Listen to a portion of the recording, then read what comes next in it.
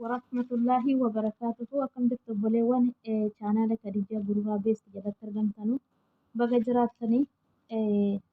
Akkasumallee chaanaalli Khadijaa Gurraa Beest laayikii, sheerii, sabiskiraayibii, komentii taasisa. Chaanaalli kiyya moonii waan ta'ee jiruuf wanti na barbaachisu laayikiidha, komentiidha. Akkas isiniin jedha. Akkasumallee itti aansuudhaan tokkokiidhaafis na waraaba. Tokkokiin kiyya Khadijaa Walisoo jedha. Walisoo fi gururri tokkuma. Khadijaa Walisoo, Khadijaa Gururaa tokkuma jechaadha. Akkasii jirtu nagaa qabdu. Kanatti aansuudhaan alhamdulillah bayeessa jirra. Dhiifamaa yeroo darbillee yaadatu natti jira. Wanti nu yaachisu waa baay'eedha. Yaada mataa keenyaa nu yaachisa, akkasumallee yaada biyya keenyaa nu yaachisa. Rabbi yaada kanallee nurraa hakaasu, biyya keenyallee Rabbiin biyya nagaa nuuf taasisu. Yoo biyyi ofii nagaa ta'e nageenyi jira.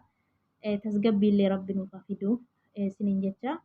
Alhamdulillah guyyaa afran kana garuu bareedumatti jirra.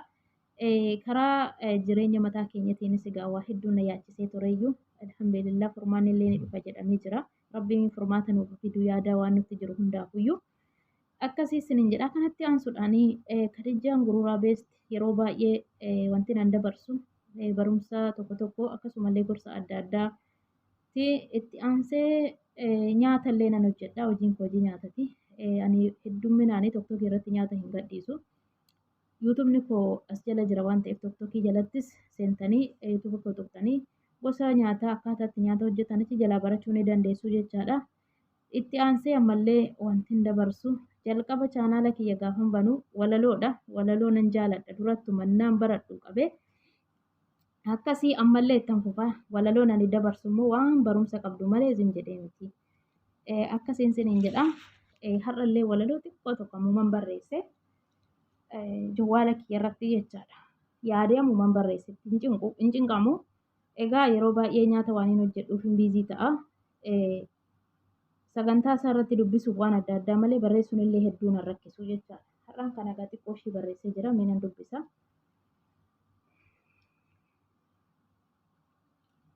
Assalaamu alaikum warahmatullaahi wabarakaatuhu. Walaloon koo har'aa gocha taasifamuuf hubadhuu laali jetti. Waajaa hojjechuuf leenjii si barbaachisa. Tokkoffaa xiyyiitii allamtee tokkosuuf leenji'uu si barbaachisa. Sana ta'uu baannaan bakka itti dhukaaste sitti deebisa. Lubbuu kee dhabda.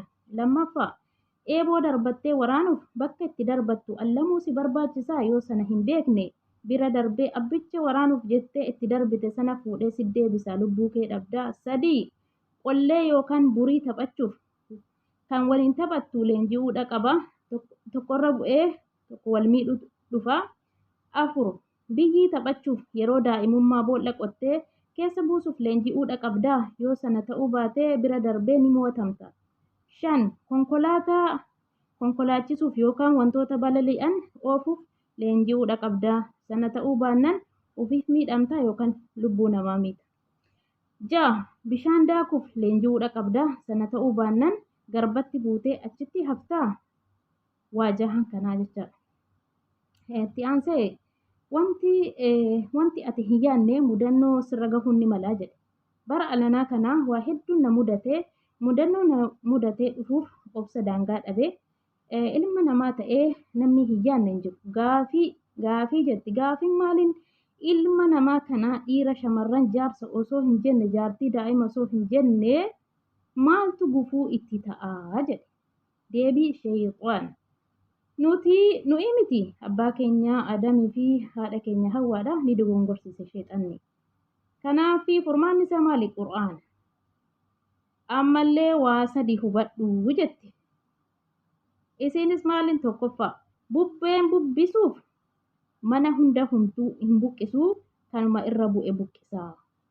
2 bakakkaan yoo kakawwisu hunda namaa cinqama inni bakkumatti bu'etti bu'aa. 3 daa'imni yeroo taphattu dhakaa darbiti itti yaaddatii miti manuma irra bu'erra bu'aa. Waa kana xiqqooshii hedduutti dhiphadhee miti kan hin barreesse. Kanaaf laayik, sheer, sabiskiraayib taasisaa.